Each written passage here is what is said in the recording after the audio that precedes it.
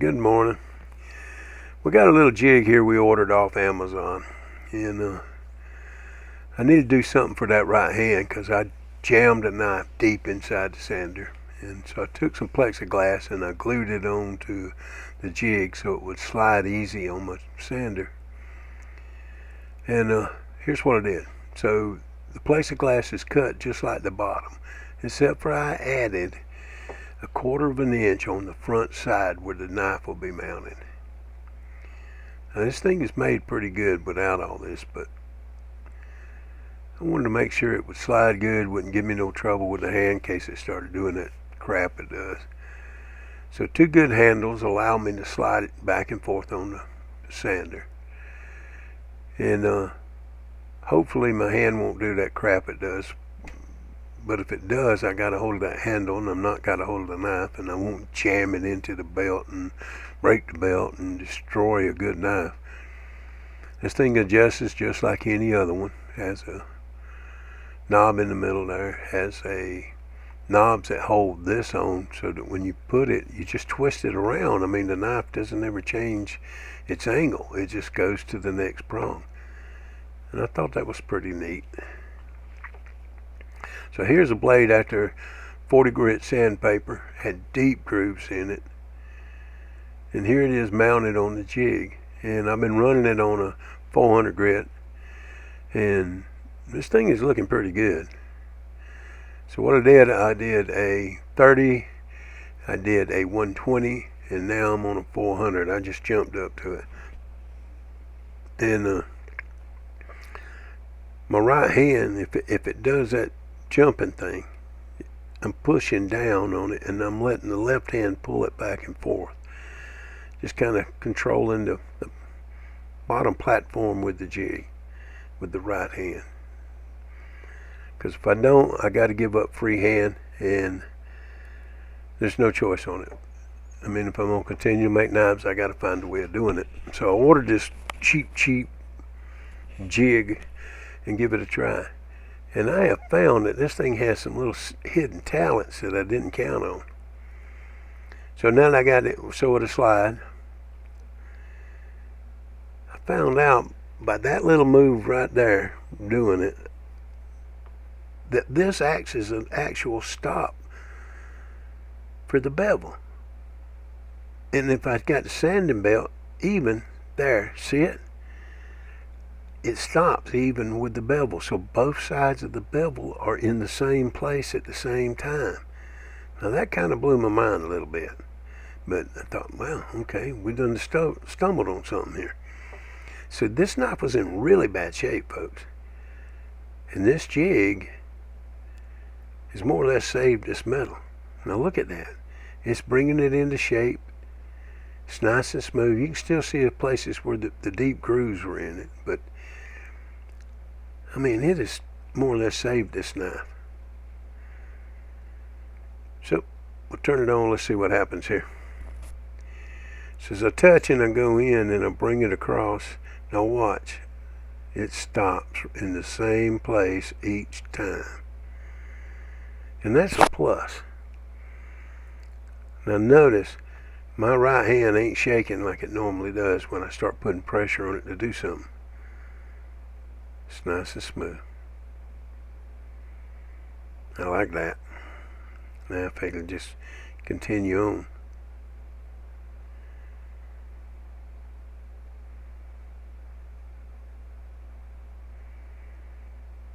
Let's just bring it in and let it stop. I'll let sandpaper do what it's got to do. And there's no real, well, some people call it skill, but I'm learning a new skill on this thing. And if it'll keep me where I can make knives, I'm all for it. Sorry for you traditionalists. But watch this. When I tighten that screw up, that thing comes all the way around, that knife handle. And when I put them both the same, tighten them the same, it is now going to turn it out almost the exact same as the other side. Now look, that little side. Now when I bring this thing in, look how easy it slides, just sliding on its own there, folks. I'm not pushing it. That's from vibration of the sander. That's good and slick. That plexiglass does right now. I'm touching my finger on the side of that metal piece there, and the sand belt's not cutting into my finger because I got it even with it. So now I have a stop for my bevel, and I have a nice clean belt. Look at there. You can still see some of the grooves up towards the end of the point there, but they're coming out. And I discovered something else that this thing will do.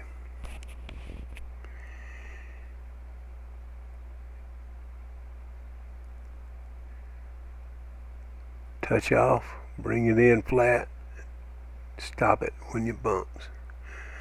Now the bevel on this one is pretty mangled up, so I'm having to take a little extra care in bringing it up, but it is taking it out. It's making it look good again. And at the end of this, when I was looking at the knife, the bevel line was straight on both sides. It had a bevel line. Now, where I tried to grind it when I did freehand, and it did that jump, it messed up that bevel line on that side. This seems to be bringing everything into where it needs to be.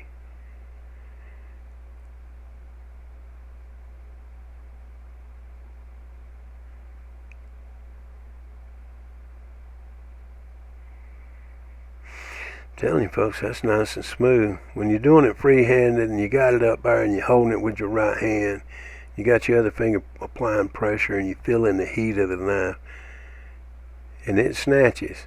It goes into it hard, it goes down, it hits the ply. You got a mess. I mean, it'll just drag that knife right on into that belt, and if you're lucky, the belt will break. And I got lucky on that one. It broke. But it ruined that knife, because this wasn't the shape of this knife at all.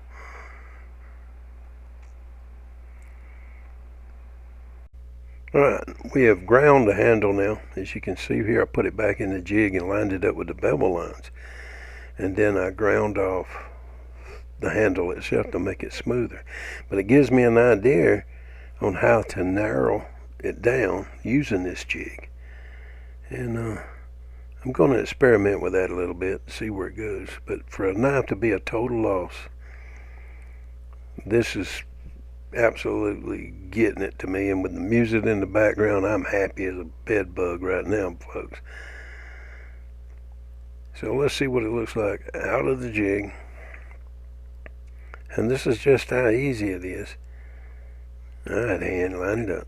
There you go.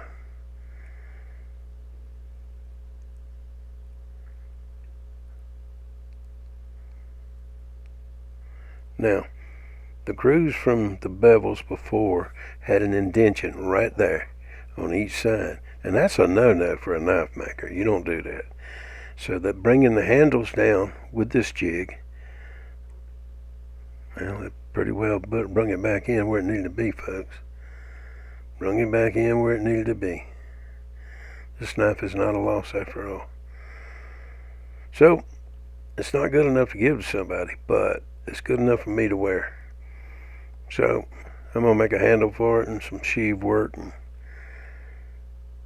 I'll wear it, just see how it does. And who knows, you walk up to me, start talking to me about knives, I might just give it to you.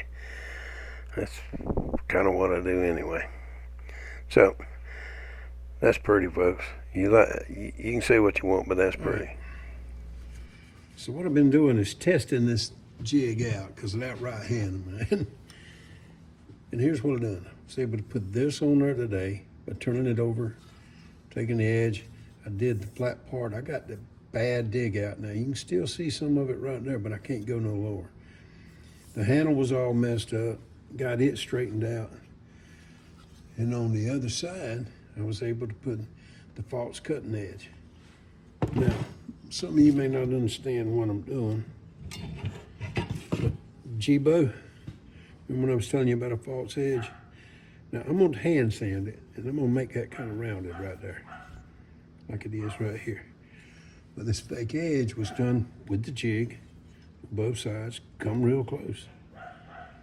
The knife itself don't look bad. I mean, we saved it. It's not a perfect knife, but it's still usable. Let's take it out of the holder here. Let's see if we can figure out what to do.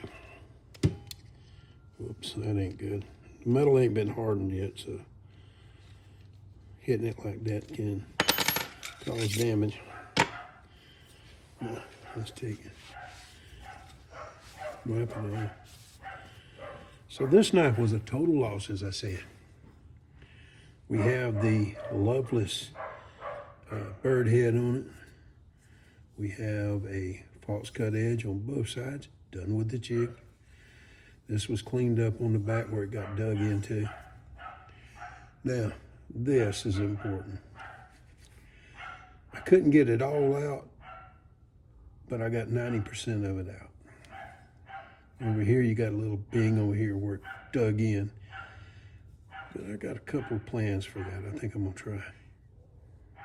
I may put another lanyard hole right there. I've seen some guys do that, and I think that might be a good thing to try. So, for a total loss, now think about it, a total loss. This is back.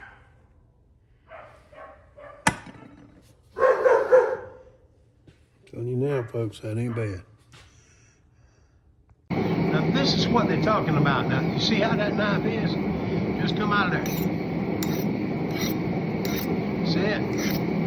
It slides off. And this is a pretty new file. It slides off. That's what you're looking for.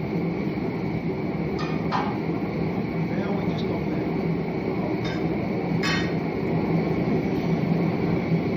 Now, this one is for Deb's Critters. It's a rescue thing down in Florida my cousin runs. And she needs some knives to cut up meat for these animals.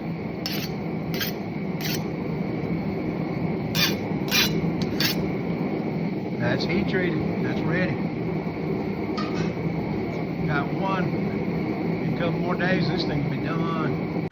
All right, in this part of it, we're going to be sending it through the thermal cycle. As soon as I get all this black mess off. Carbon deposit.